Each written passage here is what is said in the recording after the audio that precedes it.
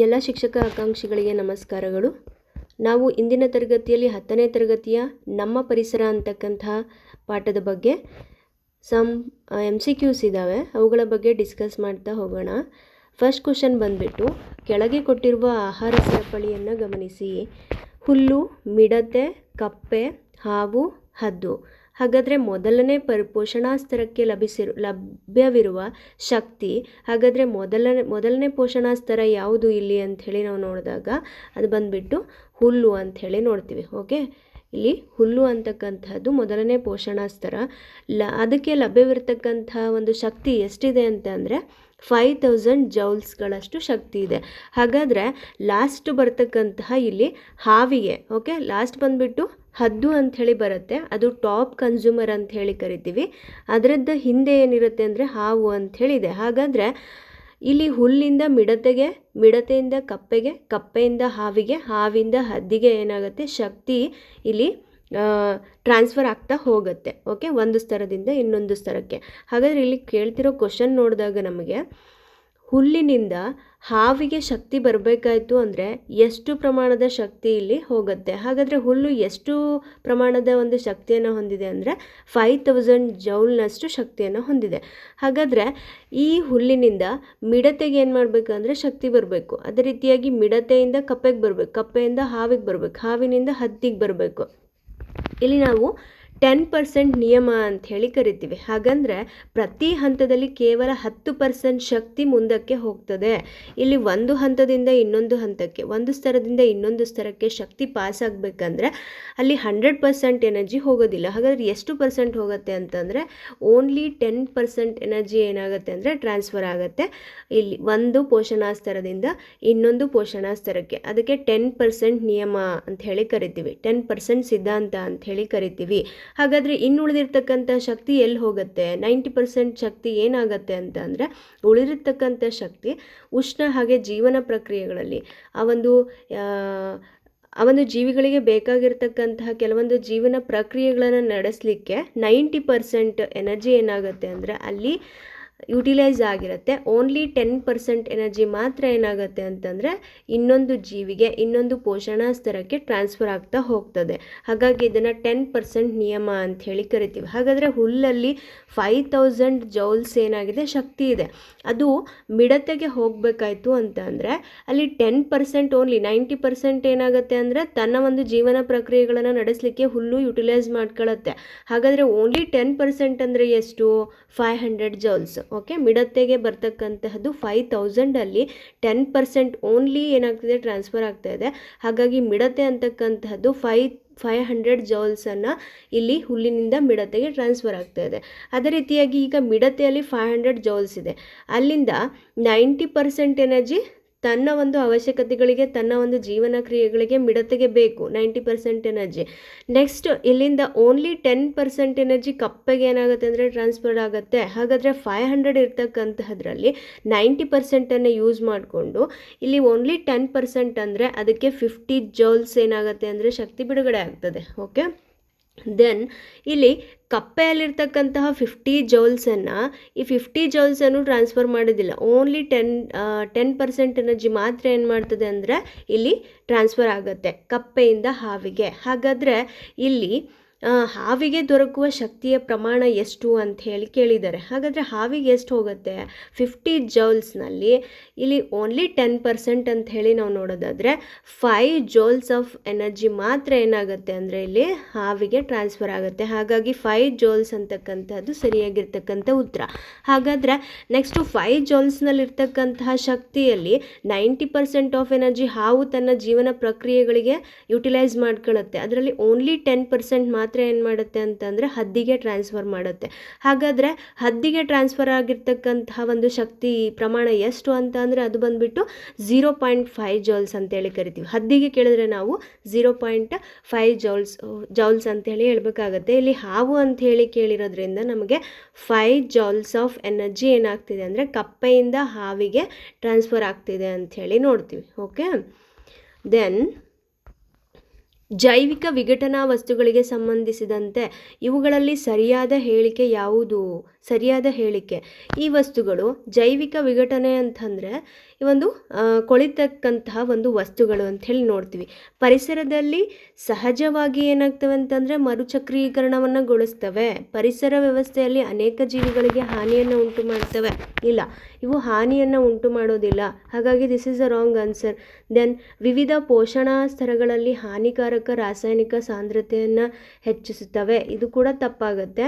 Then ಪರಿಸರದಲ್ಲಿ ದೀರ್ಘಕಾಲ ಉಳಿದು ಬಿಡುತ್ತವೆ. ಇದು ಕೂಡ ತಪ್ಪಾಗುತ್ತೆ. ಹಾಗಾಗಿ ಈ ಒಂದು ಜೈವಿಕ ವಿಘಟನಾ ವಸ್ತುಗಳು ಬ್ಯಾಕ್ಟೀರಿಯಾ ಹಾಗೂ ಇತರೆ ಒಂದು ಕೊಳೆತಿನಿಗಳು ಸ್ಯಾಪ್ರೋಪೈಟ್ಸ್ ಅಂತ ಹೇಳಿ ಕರಿತೀವಿ. ಇವೇನು ಮಾಡ್ತವೆ ಅಂತಂದರೆ ಯಾವುದೇ ಒಂದು ಜೀವಿ ಸತ್ತಿರ್ಬೋದು ಅವುಗಳನ್ನು, ಅಥವಾ ಈ ಒಂದು ತರಕಾರಿ ಸಿಪ್ಪೆಗಳಾಗಿರ್ಬೋದು ಅವನ್ನೆಲ್ಲ ಕೊಳಿಲಿಕ್ಕೆ ಏನು ಮಾಡ್ತವೆ ಅಂದರೆ ಸಹಾಯ ಮಾಡ್ತವೆ. ಪರಿಸರದಲ್ಲಿ ಆ ಒಂದು ಕೊಳೆತಿನಿಗಳು ಅಥವಾ ಬ್ಯಾಕ್ಟೀರಿಯಾಗಳು ಇಲ್ಲದೇ ಇದ್ದಿದ್ರೆ ಈ ಒಂದು ವಾತಾವರಣದಲ್ಲಿ ನಾವು ಇರಲಿಕ್ಕೆ ಸಾಧ್ಯ ಆಗ್ತಿರ್ಲಿಲ್ಲ. ಹಾಗಾಗಿ ಈ ಒಂದು ಪರಿಸರ ಸಹಜವಾಗಿ ಮರುಚಕ್ರೀಕರಣಗೊಳ್ಳಬೇಕು ಅಂತ ಅಂದರೆ ಈ ಒಂದು ಜೈವಿಕ ವಿಘಟನಾ ವಸ್ತುಗಳು ಬೇಕು. ಒಂದು ಬ್ಯಾಕ್ಟೀರಿಯಾ ಮತ್ತು ಸ್ಯಾಪ್ರೋಪೈಡ್ಸ್ ಕೊಳೆತಿನಿಗಳು ಅಂತ ಹೇಳಿ ಕರಿತೀವಿ. ಓಕೆ, ದೆನ್ ಪರಿಸರದಲ್ಲಿ ನಿಧಾನವಾಗಿ ತಮ್ಮ ರೂಪ ಹಾಗೂ ರಚನೆಯನ್ನು ಬದಲಾಯಿಸಿಕೊಳ್ಳುವ ವಸ್ತುಗಳೆಂದರೆ ಅಂತ ಹೇಳಿ ಕೇಳಿದ್ದಾರೆ. ಓಕೆ, ಪರಿಸರದಲ್ಲಿ ನಿಧಾನವಾಗಿ ತಮ್ಮ ರೂಪ ಹಾಗೂ ರಚನೆಯನ್ನು ಬದಲಾಯಿಸಿಕೊಳ್ಳುವ ವಸ್ತುಗಳು ಅಂತ ಹೇಳಿ ಕೇಳಿದ್ದಾರೆ.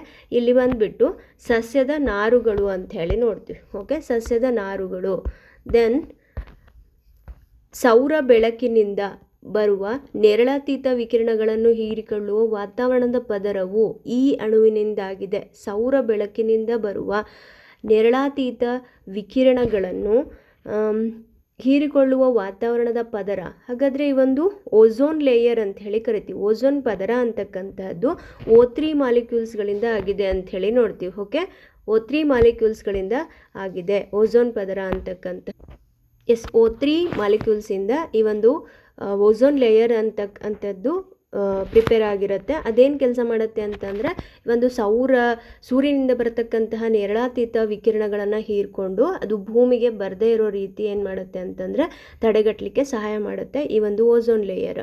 ಕಂಪ್ಲೀಟಾಗಿ ಸೂರ್ಯನಿಂದ ಬರತಕ್ಕಂತಹ ಎಲ್ಲ ಒಂದು ವಿಕಿರಣಗಳನ್ನು ಭೂಮಿ ಮೇಲೆ ಬಿಟ್ಟರೆ ಭೂಮಿ ಮೇಲೆ ಇರ್ತಕ್ಕಂಥ ಒಂದು ಮಾನವರು ಅದೇ ರೀತಿಯಾಗಿ ಜೀವಿಗಳು ಇರಲಿಕ್ಕೆ ಸಾಧ್ಯ ಆಗೋದಿಲ್ಲ. ಹಾಗಾಗಿ ಈ ಒಂದು ಓಝೋನ್ ಲೇಯರ್ ಅಂತಕ್ಕಂಥದ್ದು ಪ್ರಮುಖವಾದಂತಹ ಪಾತ್ರವನ್ನು ವಹಿಸ್ತದೆ ಅಂತ ಹೇಳಿ ನಾವು ನೋಡ್ಬೋದು. ಓಕೆ, ಆಹಾರ ಸರಪಳಿಯಲ್ಲಿ ಪ್ರಾಥಮಿಕ ಭಕ್ಷಕರು ಯಾವಾಗಲೂ ಯಾರಾಗಿರ್ತಾರೆ ಅಂಥೇಳಿ ನಾವು ನೋಡಿದಾಗ ಫಸ್ಟ್ ಬಂದುಬಿಟ್ಟು ಒಂದು ಸರಪಳಿ ಅಂಥೇಳಿ ನಾವು ನೋಡಿದಾಗ ಅದರಲ್ಲಿ ಉತ್ಪಾದಕರು ಇರ್ತಾರೆ. ನೆಕ್ಸ್ಟ್ ಲೆವೆಲ್ ಬಂದುಬಿಟ್ಟು ಅಲ್ಲಿ ಸಸ್ಯಾಹಾರಿಗಳಿರ್ತಾರೆ. ನೆಕ್ಸ್ಟ್ ಬಂದುಬಿಟ್ಟು ಸೆಕೆಂಡರಿ ಕನ್ಸ್ಯೂಮರ್ಸ್ ಅಂತ ಹೇಳಿ ಕರಿತೀವಿ, ಮಾಂಸಾಹಾರಿಗಳು. ಟರ್ಷರಿ ಕನ್ಸ್ಯೂಮರ್ಸ್ ಬಂದುಬಿಟ್ಟು ಉನ್ನತ ಮಾಂಸಾಹಾರಿಗಳು ಅಂತ ಹೇಳಿ ಕರಿತೀವಿ. ಆಹಾರ ಸರಪಳಿಯಲ್ಲಿ ಪ್ರಾಥಮಿಕ ಭಕ್ಷಕರು ಯಾವಾಗಲೂ ಕೂಡ ಯಾರಾಗಿರ್ತಾರೆ ಅಂತಂದರೆ ಸಸ್ಯಾಹಾರಿಗಳು ಅಂಥೇಳಿ ನೋಡ್ತೀವಿ. ಓಕೆ, ಸಸ್ಯಾಹಾರಿಗಳು ಪ್ರಾಥಮಿಕ ಭಕ್ಷಕರು ಅಂಥೇಳಿ ನೋಡ್ತೀವಿ. ಓಕೆ, ಜಲ ಪರಿಸರ ವ್ಯವಸ್ಥೆಯ ಉತ್ಪಾದಕರು ಯಾರು ಅಂತ ಹೇಳಿ ಕೇಳಿದ್ದಾರೆ. ಹಾಗಾದರೆ ಒಂದು ಪರಿಸರ ಇದೆ. ಓಕೆ, ನದಿಗಳಿರ್ಬೋದು, ಕೊಳಗಳಿರ್ಬೋದು, ಈ ರೀತಿಯಾಗಿ ಜಲ ಪರಿಸರ ವ್ಯವಸ್ಥೆ ಉತ್ಪಾದಕರು ಯಾರು ಅಂಥೇಳಿ ನಾವು ಕೇಳಿದಾಗ ಇಲ್ಲಿ ಉತ್ಪಾದಕರು ಬಂದುಬಿಟ್ಟು ಶೈವಲಗಳು ಅಂಥೇಳಿ ಕರಿತೀವಿ. ಓಕೆ, ಶೈವಲಗಳು. ದೆನ್ ಆಹಾರ ಸರಪಳಿಯೊಂದರ ಎರಡನೇ ಪೋಷಣಾ ಸ್ತರದಲ್ಲಿರುವವರು. ಓಕೆ, ಮೊದಲನೇ ಪೋಷಣಾ ಸ್ತರದಲ್ಲಿರುವವರನ್ನು ನಾವು ನೋಡಿದ್ವಿ. ಎರಡನೇ ಪೋಷಣಾ ಸ್ತರದಲ್ಲಿ ಇರುವುದು. ಓಕೆ, ಎರಡನೇ ಪೋಷಣಾ ಸ್ತರದಲ್ಲಿ ಇರುವುದು ಯಾವುದು ಅಂತ ಅಂದರೆ ಒಂದನೇ ಪೋಷಣಾ ಸ್ತರದಲ್ಲಿ ಇರ್ತಕ್ಕಂಥವ್ರು ಉತ್ಪಾದಕರು, ಅವಳಿಗೆ ಸಸ್ಯಗಳು ಅಂತ ಹೇಳಿ ಕರಿತೀವಿ. ಸಸ್ಯವನ್ನು ಸೇವಿಸ್ತಕ್ಕಂತಹ ಒಂದು ಜೀವಿಗಳಿಗೆ ನಾವು ಸಸ್ಯಾಹಾರಿಗಳು ಅಂತ ಹೇಳಿ ಕರಿತೀವಿ. ಹಾಗೆ ಮೂರನೇ ಪೋಷಣಾ ಸ್ತರದಲ್ಲಿ ಮಾಂಸಾಹಾರಿಗಳು ಬರ್ತಾರೆ. ನಾಲ್ಕನೇ ಪೋಷಣಾ ಸ್ತರದಲ್ಲಿ ಈ ಒಂದು ಮಿಶ್ರಹಾರಿಗಳು ಅಂಥೇಳಿ ಬರ್ತಾರೆ. ಓಕೆ, ಪ್ರಾಥಮಿಕ ಮಾಂಸಾಹಾರಿಗಳು ಮತ್ತು ಅಂಥೇಳಿ ನೋಡ್ತೀವಿ. ಈ ಒಂದು ಎರಡನೇ ಪೋಷಣಾ ಸ್ತರದಲ್ಲಿ ಇರ್ತಕ್ಕಂಥವರು ಸಸ್ಯಾಹಾರಿಗಳು ಅಂಥೇಳಿ ಆನ್ಸರ್ ಆಗುತ್ತೆ. ಓಕೆ, ದೆನ್ ಶೈವಲಗಳು ಚಿಕ್ಕ ಕೀಟಗಳು, ದೊಡ್ಡ ಕೀಟಗಳು, ಚಿಕ್ಕ ಮೀನುಗಳು, ದೊಡ್ಡ ಮೀನುಗಳು, ಮಾನವ. ಈ ಆಹಾರ ಸರಪಳಿಯಲ್ಲಿ ಪೋಷಣಾ ಸ್ತರಗಳ ಜೋಡಣೆಯು ಯಾವ ರೀತಿಯಾಗಿದೆ ಅಂಥೇಳಿ ಕೇಳಿದ್ದಾರೆ. ಓಕೆ, ಇಲ್ಲಿ ಇಲ್ಲಿ ಆಪ್ಷನನ್ನು ಕೊಟ್ಟಿರೋದ್ರ ಮೂಲಕ ನಾವು ಫಸ್ಟ್ ಆಪ್ಷನ್ ನೋಡಿದಾಗ ಶಕ್ತಿಯ ಲಭ್ಯತೆ ಏರಿಕೆ ಕ್ರಮದಲ್ಲಿದೆ. ಇಲ್ಲ, ಶಕ್ತಿಯ ಲಭ್ಯತೆ ಯಾವಾಗಲೂ ಕೂಡ ಏನಾಗಿರುತ್ತೆ ಅಂತಂದರೆ 10% ರೂಲ್ ಅಂತ ಹೇಳಿ ಕರಿತೀವಿ. ಓನ್ಲಿ ಅಲ್ಲಿ ಕಂಪ್ಲೀಟಾಗಿ 100% ಎನರ್ಜಿ ಏನಾಗಲ್ಲ ಅಂದರೆ ಟ್ರಾನ್ಸ್ಫರ್ ಆಗೋಲ್ಲ. ಓನ್ಲಿ 10% ಮಾತ್ರ ಏನಾಗುತ್ತೆ ಅಂದರೆ ಟ್ರಾನ್ಸ್ಫರ್ ಆಗುತ್ತೆ. ಹಾಗಾಗಿ ಫಸ್ಟ್ ಆಪ್ಷನ್ ಏನಾಗುತ್ತೆ ಅಂದರೆ ರಾಂಗ್ ಆಗುತ್ತೆ. ದೆನ್ ಶಕ್ತಿಯ ಲಭ್ಯತೆ ಮತ್ತು ಹಾನಿಕಾರಕ ರಾಸಾಯನಿಕಗಳ ಸಂಗ್ರಹ ಎರಡರ ಏರಿಕೆ ಕ್ರಮದಲ್ಲಿದೆ. ಅದು ಕೂಡ ಶಕ್ತಿಯ ಲಭ್ಯತೆ ಮತ್ತು ರಾಸಾಯನಿಕಗಳ ಸಂಗ್ರಹ ಎರಡರ ಏರಿಕೆ ಕ್ರಮ ಬರೋದಿಲ್ಲ ಶಕ್ತಿಯಲ್ಲಿ, ಹೌದಾ? ಅದು ಕೂಡ ರಾಂಗ್ ಆಗುತ್ತೆ. ನೆಕ್ಸ್ಟ್ ಡಿ ಆಪ್ಷನ್ ಬಂದುಬಿಟ್ಟು ಶಕ್ತಿಯ ಲಭ್ಯತೆ ಮತ್ತು ಹಾನಿಕಾರಕ ರಾಸಾಯನಿಕಗಳ ಸಂಗ್ರಹ ಎರಡರ ಇಳಿಕೆ ಕ್ರಮದಲ್ಲಿದೆ, ಇದು ಕೂಡ ತಪ್ಪಾಗುತ್ತೆ. ನೆಕ್ಸ್ಟ್ ಆಪ್ಷನ್ ಸಿ ಬಂದುಬಿಟ್ಟು ಹಾನಿಕಾರಕ ರಾಸಾಯನಿಕಗಳ ಸಂಗ್ರಹದ ಏರಿಕೆ ಕ್ರಮದಲ್ಲಿದೆ. ಈಗ ಫಾರ್ ಎಕ್ಸಾಂಪಲ್ ಯಾವುದೇ ಒಂದು ರಾಸಾಯನಿಕಗಳನ್ನು ಯೂಶ್ವಲಿ ಏನು ಮಾಡ್ತೀವಿ ಅಂತಂದರೆ ನಾವು ಬೆಳೆಗಳನ್ನು ಬೆಳಿಬೇಕಾದ್ರೆ ಕೆಲವೊಂದಿಷ್ಟು ಗೊಬ್ಬರಗಳನ್ನು ಯೂಸ್ ಮಾಡ್ತೀವಿ. ಆ ಗೊಬ್ಬರಗಳಿಂದ ಕೀಟನಾಶಕಗಳನ್ನು ಕೂಡ ಯೂಸ್ ಮಾಡ್ತೀವಿ. ಆ ಕೀಟನಾಶಕಗಳಿರ್ಬೋದು, ಗೊಬ್ಬರಗಳಿರ್ಬೋದು, ಅವಕ್ಕೆ ಕೆಮಿಕಲ್ಸ್ ಅಂತೇಳಿ ಕರಿತೀವಿ. ಈ ಕೆಮಿಕಲ್ಸ್ಗಳು ಮಣ್ಣಿನಲ್ಲೂ ಹೋಗ್ತವೆ, ಅದೇ ರೀತಿಯಾಗಿ ನೀರಿನ ಸಂಗ್ರಹಗಳಿಗೂ ಏನು ಮಾಡ್ತವೆ ಅಂತಂದರೆ ರಾಸಾಯನಿಕಗಳು ಸೇರ್ತವೆ. ಓಕೆ, ನೀರಿನ ಆಕರಗಳಿಗೆ ಸೇರ್ತವೆ. ಈ ಸಸ್ಯಕ್ಕೆ ಮತ್ತು ಆಕರಗಳಿಂದ ಜಲಸಸ್ಯಗಳು ಮತ್ತು ಪ್ರಾಣಿಗಳು ರಾಸಾಯನಿಕಗಳು ವಿಘಟನೆಗೆ ಒಳಗಾಗದ ಕಾರಣ, ಓಕೆ, ಒಳಗಾಗದೇ ಇದ್ದಾಗ ಈ ರಾಸಾಯನಿಕಗಳು ಬೇರಿನಿಂದ ಸಸ್ಯಕ್ಕೂ ಕೂಡ ಹೋಗ್ತವೆ. ಅದೇ ರೀತಿಯಾಗಿ ನೀರಿನ ಒಂದು ಆಕರಗಳಿಗೂ ಸೇರಿದಾಗ ಇಲ್ಲಿ ಫಸ್ಟು ಶೈವಾಲಗಳಿಂದ ಏನಾಗುತ್ತೆ ಅಂದರೆ ರಾಸಾಯನಿಕಗಳು ಚಿಕ್ಕ ಕೀಟಗಳಿಗೆ ಹೋಗ್ತವೆ, ಚಿಕ್ಕ ಕೀಟಗಳಿಂದ ದೊಡ್ಡ ಕೀಟಗಳಿಗೆ ಈ ಒಂದು ರಾಸಾಯನಿಕಗಳು ಹೋಗ್ತವೆ. ಅದೇ ರೀತಿಯಾಗಿ ಮೀನುಗಳಿಗೂ ರಾಸಾಯನಿಕಗಳು ಸೇರ್ತವೆ. ಅದೇ ರೀತಿಯಾಗಿ ದೊಡ್ಡ ಮೀನುಗಳಿಗೆ ಈ ಒಂದು ಮೀನುಗಳನ್ನು ತಿಂತಕ್ಕಂತಹ ಮಾನವನಿಗೆ ಏನಾಗುತ್ತೆ ಅಂತಂದರೆ ಈ ಒಂದು ರಾಸಾಯನಿಕಗಳು ಆ ಒಂದು ಜೀವಿಗೆ ಸೇರ್ತವೆ. ಅದನ್ನು ಬಯಾಲಜಿಕಲ್ ಮ್ಯಾಗ್ನಿಫಿಕೇಷನ್ ಅಂತ ಹೇಳಿ ಕರಿತೀವಿ. ಓಕೆ, ಜೈವಿಕ ಸಂವರ್ಧನೆ ಅಂತ ಹೇಳಿ ಕರಿತೀವಿ. ಆಪ್ಷನ್ ಸಿ ಅಂತಕ್ಕಂತಹದ್ದು ಸರಿಯಾಗಿರ್ತಕ್ಕಂತಹ ಉತ್ತರ. ದೆನ್ ಈ ಕೆಳಗಿನವುಗಳಲ್ಲಿ ಯಾವ ಗುಂಪುಗಳು ಜೈವಿಕ ವಿಘಟನೆಗೆ ಒಳಗಾಗದೇ ಇರತಕ್ಕಂತಹ ವಸ್ತುಗಳನ್ನು ಒಳಗೊಂಡಿದೆ ಅಂತ ಹೇಳಿ ಆಗಬೇಕಿದ್ದು ಕ್ವಶನು. ಒಳಗಾಗದೇ ಇರತಕ್ಕಂತಹ ವಸ್ತುಗಳನ್ನು ಮಾತ್ರ ಒಳಗೊಂಡಿದೆ ಅಂತ ಹೇಳಿ ನೋಡಿದಾಗ ಇಲ್ಲಿ ಬಂದ್ಬಿಟ್ಟು ಹುಲ್ಲುಗಳು, ಹೂವುಗಳು, ಚರ್ಮ ಇವು ಕೂಡ ಏನಾಗುತ್ತೆ ಅಂದರೆ ಜೈವಿಕ ವಿಘಟನೆಗೆ ಒಳಗಾಗ್ತಕ್ಕಂತಹ ಒಂದು ವಸ್ತುಗಳು. ಹುಲ್ಲು, ಮರ, ಪ್ಲಾಸ್ಟಿಕ್, ಇಲ್ಲಿ ಬರ್ತಕ್ಕಂಥದ್ದು ಪ್ಲಾಸ್ಟಿಕ್ ಇರೋದ್ರಿಂದ ಈ ಒಂದು ವಸ್ತುಗಳು ಏನಾಗಲ್ಲ ಅಂತಂದರೆ ಜೈವಿಕ ವಿಘಟನೆಗೆ ಒಳಗಾಗೋದಿಲ್ಲ. ಹಾಗಾಗಿ option B is the correct answer ಅಂತ ಹೇಳಿ ನಾವು ನೋಡ್ಬೋದು. ಈ ಕೆಳಗಿನವುಗಳಲ್ಲಿ ಯಾವುದರಿಂದ ಒಂದು ಆಹಾರ ಸರಪಳಿಯನ್ನು ರಚಿಸಬಹುದು? ಹಾಗಾದರೆ ಇಲ್ಲಿ ಕೆಲವೊಂದಿಷ್ಟು ವಸ್ತುಗಳನ್ನು ಕೊಟ್ಟಿದ್ದಾರೆ. ಹುಲ್ಲು ಇರ್ಬೋದು, ಗೋಧಿ ಇರ್ಬೋದು, ಮಾವು ಇರ್ಬೋದು. ಇದರಿಂದ ಒಂದು ಆಹಾರ ಸರಪಳಿಯನ್ನು ರಚಿಸಲಿಕ್ಕೆ ಸಾಧ್ಯ ಇಲ್ಲ. ಓಕೆ, ಇಲ್ಲಿ ಬಂದ್ಬಿಟ್ಟು ಮೇಕೆ, ಹಸು ಮತ್ತು ಆನೆ ಇದರಿಂದನೂ ಕೂಡ ಏನಾಗಲ್ಲ ಅಂತಂದರೆ ಅಲ್ಲಿ ಉತ್ಪಾದಕರು ಬೇಕೇ ಬೇಕು. ಒಂದು ಆಹಾರ ಸರಪಳಿಯನ್ನು ರಚನೆ ಮಾಡಬೇಕು ಅಂತಂದರೆ ಉತ್ಪಾದಕರು ಇರಬೇಕು. ಆಮೇಲೆ ಪ್ರಥಮ ಭಕ್ಷಕರು, ದ್ವಿತೀಯ ಭಕ್ಷಕರು, ಹಾಗೆ ತೃತೀಯ ಭಕ್ಷಕರು ಅಂತ ಹೇಳಿ ಇರಬೇಕು. ಇಲ್ಲಿ ಉತ್ಪಾದಕರು ಇಲ್ಲದೇ ಇದ್ದರೆ ನಮಗೆ ಅಲ್ಲಿ ಒಂದು ಆಹಾರ ಸರಪಳಿಯನ್ನು ರಚಿಸಲಿಕ್ಕೆ ಸಾಧ್ಯ ಇಲ್ಲ. ಹಾಗಾಗಿ ಹುಲ್ಲು ಇಲ್ಲಿ ಉತ್ಪಾದಕರಾಗುತ್ತೆ. ಮೇಕೆ ಅಂತಕ್ಕಂಥದ್ದು ಸಸ್ಯಾಹಾರಿ, ಅದು ಒಂದು 2ನೇ ಸ್ತರದಲ್ಲಿ ಬರುತ್ತೆ. ಅದೇ ರೀತಿಯಾಗಿ ಮಾನವ ಅಂತಕ್ಕಂತಹವನು ಮಾಂಸಾಹಾರಿ. ಈ ಒಂದು ಇಲ್ಲಿರ್ತಕ್ಕಂಥ ಜೀವಿಗಳನ್ನು ಉಪಯೋಗಿಸ್ಕೊಂಡು ನಾವೇನು ಮಾಡ್ಬೋದು ಅಂತಂದರೆ ಆಹಾರ ಸರಪಳಿಯನ್ನು ರಚಿಸ್ಬೋದಾಗಿದೆ. ನೆಕ್ಸ್ಟ್ ಈ ಕೆಳಗಿನವುಗಳಲ್ಲಿ ಪರಿಸರ ಸ್ನೇಹಿ ಅಭ್ಯಾಸಗಳು ಯಾವುವು ಅಂತ ಹೇಳಿ ಕೇಳಿದ್ದಾರೆ. ಆಪ್ಷನ್ ಎ ಬಂದುಬಿಟ್ಟು ಶಾಪಿಂಗ್ ವೇಳೆ ಖರೀದಿಸಿದ ವಸ್ತುಗಳನ್ನು ಇಡಲು ಬಟ್ಟೆಯ ಬ್ಯಾಗ್ಗಳನ್ನು ಒಯ್ಯುವುದು. ಓಕೆ, ಶಾಪಿಂಗ್ ವೇಳೆ ಖರೀದಿಸಿದ ವಸ್ತುಗಳನ್ನು ಇಡಲು ಬಟ್ಟೆಯ ಬ್ಯಾಗ್ಗಳನ್ನು ಒಯ್ಯತಕ್ಕಂತಹದ್ದು, ಅದು ಕೂಡ ಒಂದು ಪರಿಸರ ಸ್ನೇಹಿ ಅಭ್ಯಾಸ ಆಗಿದೆ. ಅನಗತ್ಯವಾಗಿ ಉರಿಯುತ್ತಿರುವ ವಿದ್ಯುತ್ ದೀಪಗಳನ್ನು ಮತ್ತು ಫ್ಯಾನ್ಗಳನ್ನು ಆರಿಸುವುದು, ಇದು ಕೂಡ ಪರಿಸರ ಸ್ನೇಹಿ ಅಭ್ಯಾಸ.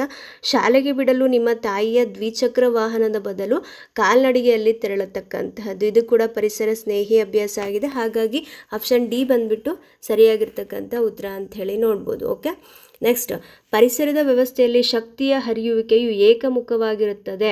ಓಕೆ, ಇಲ್ಲಿ ಆಪ್ಷನ್ ಎ ಬಂದುಬಿಟ್ಟು ಭಕ್ಷಕ ಜೀವಿಗಳ ಸಂಖ್ಯೆಯು ಸ್ಥಿರವಾಗಿರುತ್ತದೆ, ಸಜೀವಿಗಳ ಸಂಖ್ಯೆಯು ಕಡಿಮೆಯಾಗುತ್ತದೆ, ಹಾಗೆ ಲಭ್ಯವಿರುವ ಶಕ್ತಿಯು ಪೂರ್ಣ ಪ್ರಮಾಣದಲ್ಲಿ ಭಕ್ಷಕರಿಂದಲೇ ಬಳಸಲ್ಪಡುತ್ತದೆ. ಲಭ್ಯವಿರುವ ಶಕ್ತಿಯ ಪ್ರಮಾಣಕ್ಕಿಂತ ಶಕ್ತಿಯ ನಷ್ಟವೇ ಹೆಚ್ಚಾಗಿರುತ್ತದೆ. ಇಲ್ಲಿ ಭಕ್ಷಕ ಜೀವಿಗಳ ಸಂಖ್ಯೆಯು ಸ್ಥಿರವಾಗಿರುತ್ತದೆ, ಇಲ್ಲಿ ಸ್ಥಿರವಾಗಿರೋದು ಇಲ್ಲ. ಹಾಗೆ ಸಜೀವಿಗಳ ಸಂಖ್ಯೆಯು ಕಡಿಮೆ ಆಗೋದಿಲ್ಲ. ಹಾಗೆ ಲಭ್ಯವಿರುವ ಶಕ್ತಿಯು ಪೂರ್ಣ ಪ್ರಮಾಣದಲ್ಲಿ ಭಕ್ಷಕರಿಂದಲೇ ಬಳಸಲ್ಪಡುತ್ತದೆ, ಇಲ್ಲ. 10% ಎನರ್ಜಿ ಏನಾಗುತ್ತೆ ಅಂದರೆ ನೆಕ್ಸ್ಟ್ ಲೆವೆಲಲ್ಲಿರ್ತಕ್ಕಂತಹ ಜೀವಿಗಳಿಗೆ ಸಾಕ್ತದೆ. ನೆಕ್ಸ್ಟ್ ಬಂದುಬಿಟ್ಟು ಡಿ, ಲಭ್ಯವಿರುವ ಶಕ್ತಿಯು ಶಕ್ತಿಯ ಪ್ರಮಾಣಕ್ಕಿಂತ ಶಕ್ತಿಯ ನಷ್ಟವೇ ಹೆಚ್ಚಾಗಿರುತ್ತದೆ. ಇದಕ್ಕೆ ನಾವು 10% ರೂಲ್ ಅಂತ ಹೇಳಿ ಕರಿತೀವಿ. ಓಕೆ, 10 ಪರ್ಸೆಂಟ್ ನಿಯಮ ಅಂತ ಹೇಳಿ ಕರಿತೀವಿ. ಇಲ್ಲಿ 100% ಎನರ್ಜಿ ಇತ್ತು ಅಂದರೆ ಅದರಲ್ಲಿ ನೆಕ್ಸ್ಟು ಒಂದು ಲೆವೆಲ್ಲಿಗೆ ಈಗ ನೆಕ್ಸ್ಟ್ ಇರ್ತಕ್ಕಂತಹ ಒಂದು ಫಾರ್ ಎಕ್ಸಾಂಪಲ್ ಉತ್ಪಾದಕರಲ್ಲಿ 100% ಎನರ್ಜಿ ಇತ್ತು ಅಂದರೆ ಅದರಲ್ಲಿ ಭಕ್ಷಕರಿಗೆ ಹೋಗ್ತಕ್ಕಂತಹದ್ದು, ಸಸ್ಯಾಹಾರಿಗಳಿಗೆ ಹೋಗ್ತಕ್ಕಂಥದ್ದು ಓನ್ಲಿ 10% ಆಫ್ ಎನರ್ಜಿ. ಹಾಗಾಗಿ ಲಭ್ಯವಿರುವ ಶಕ್ತಿಯ ಪ್ರಮಾಣಕ್ಕಿಂತ ಶಕ್ತಿಯ ನಷ್ಟವೇ ಹೆಚ್ಚಾಗಿರ್ತದೆ. ಬಿಕಾಸ್ ಅದು ಯಾವುದೇ ಒಂದು ಜೀವಿ ಆಗಿರ್ಬೋದು ತನ್ನ ಒಂದು ಕೆಲವು ಜೀವನ ಪ್ರಕ್ರಿಯೆಗಳಿಗೆ 90% ಆಫ್ ಎನರ್ಜಿನ ಯೂಸ್ ಮಾಡಿಕೊಂಡು 10% ಮಾತ್ರ ಬೇರೆ ಜೀವಿಗಳಿಗೆ ಕಳಿಸ್ತದೆ ಅಂಥೇಳಿ ನಾವು ನೋಡ್ಬೋದು. ಅದಕ್ಕೆ 10% ನಿಯಮ ಅಂಥೇಳಿ ಕರಿತೀವಿ. ಓಕೆ, ಇಷ್ಟು ಬಂದ್ಬಿಟ್ಟು ನಮ್ಮ ಪರಿಸರ ಅಂತಕ್ಕಂತಹ 10ನೇ ತರಗತಿಯ MCQsಗಳ ಒಂದು